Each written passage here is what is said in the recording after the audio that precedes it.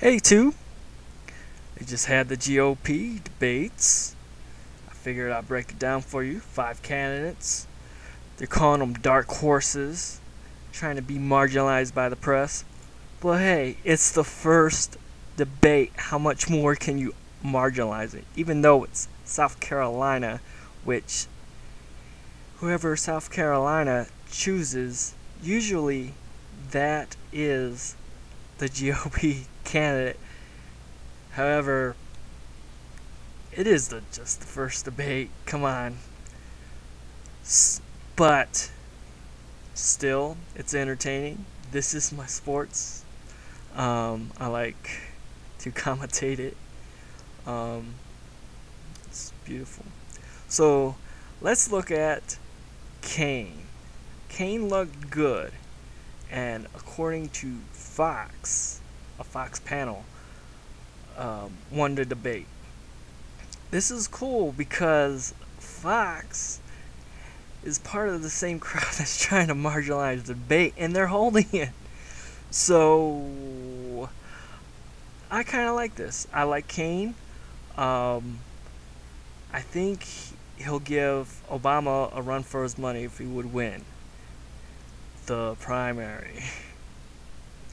Here he is answering a question about the economy and the role the government should play in that. Let's take a look. Jobs. Government doesn't create jobs. Businesses create jobs. We need to get government out of the way, including trying to tell a company where they should build a new plant.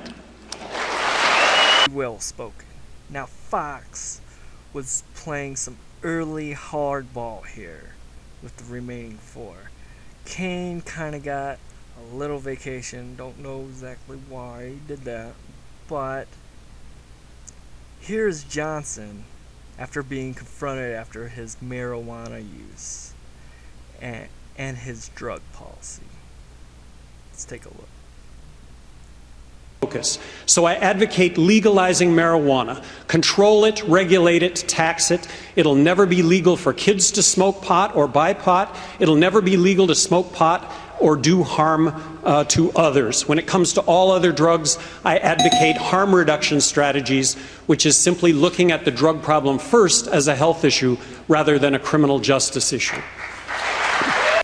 As you could guess, Ron Paul was the heaviest hit with the hardball questions, but he handled himself very well when inquired about wanting to pull out troops of Afghanistan last election season, and if that would have happened, would it kept Osama alive? Absolutely not. I mean, he wasn't caught in Afghanistan. Nation building in Afghanistan and telling those people how to live and getting involved in running their country hardly had anything to do with finding the information where he was being held in a country that we give billions of dollars of foreign aid to. At the same time, we're bombing that country. So it's the policy that's at fault.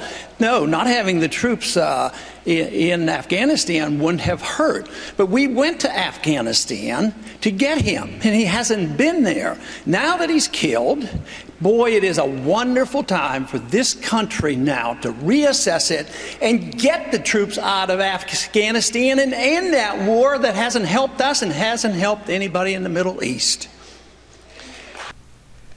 Can we go home yet? Come on.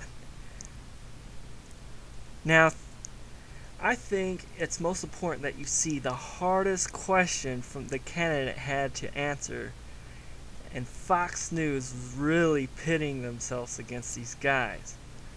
But there was some casualties, starting with Pulaski. When you served as governor of Minnesota, you named an education commissioner who equated the teaching of creationism with the teaching of evolution. Do you equate the teaching of creationism with the teaching of evolution as the basis for what should be taught in our nation's schools? And I ask that in this sense, do you personally equate a faith-based theory with scientific inquiry? Well, one, the approach we took in Minnesota is to say that there should be room in the curriculum for study of intelligent design. Didn't necessarily need to be in science class. It could be in a comparative theory class. But we didn't decide that at the state level. We left that up to the local school districts and the communities and parents in that area. I think that's a reasonable and appropriate approach. If I might just add something relating to your previous question. You know, I grew up in a meatpacking town, as I mentioned earlier. I was in a union for 7 years. My family is a union family. My brothers and sisters, many of them work in unions to this day, or have worked in unions. And so I understand this issue. We're not against hardworking men and women. They need jobs in this country. What we're against is government intervening in the market and with businesses to the point where they say, we're not even growing jobs anymore because the government's discouraging us so much, making it so expensive, delaying it so often, and we're just out of the job market. And that's the absolute wrong direction. And it's not about bashing unions. It's about being pro-job. And you can't be pro-job and anti-business. That's like being pro-egg and anti-chicken. It doesn't work. I understand, Governor, but you didn't answer my question about what you believe about teaching creationism in the schools. What do you believe, Governor? I believe that should be left up to parents and local school districts and not to states or the federal government. That was some fancy moves. Where did you learn that? Dancing in the rain. What you believe. I say something like, I feel it takes faith to come both to the evolution or creation conclusion.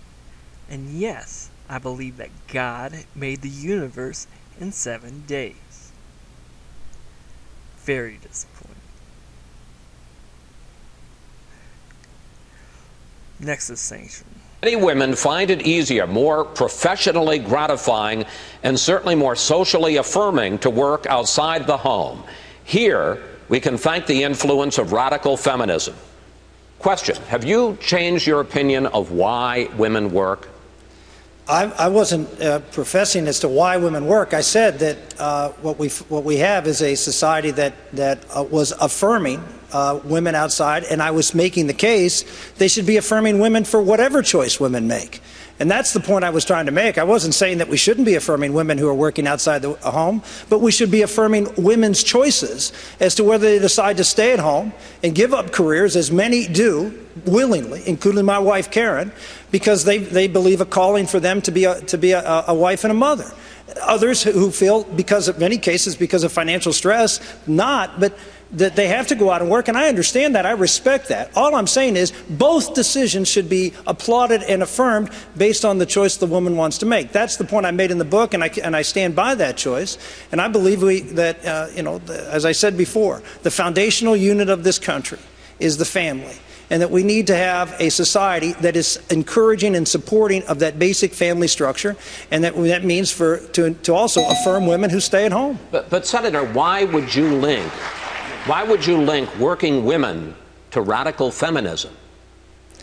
I wasn't talking about working women to radical feminism. I was talking about radical feminism has in fact created an atmosphere where working is affirmed in society and staying at home is not. That's the point I was trying to make, and I was trying to say that both should be affirmed.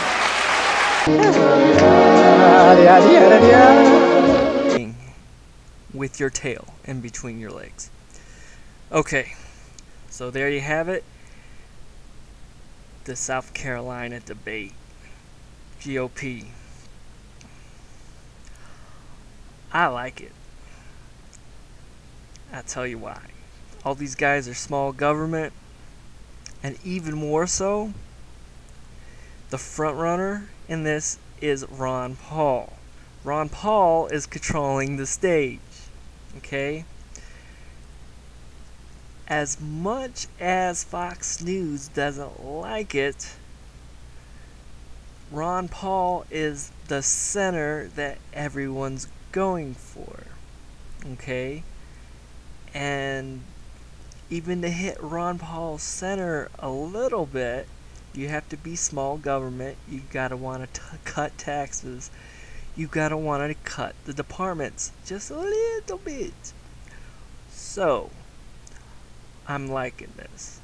There's at least 3 guys that I'm pulling for.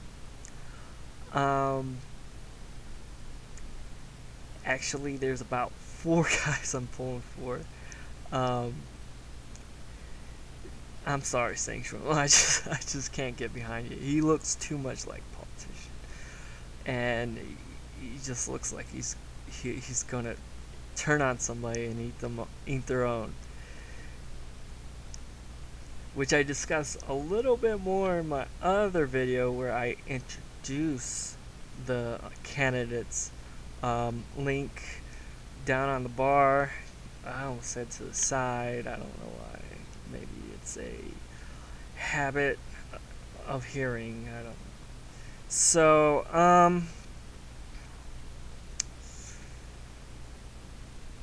oh yeah, subscribe.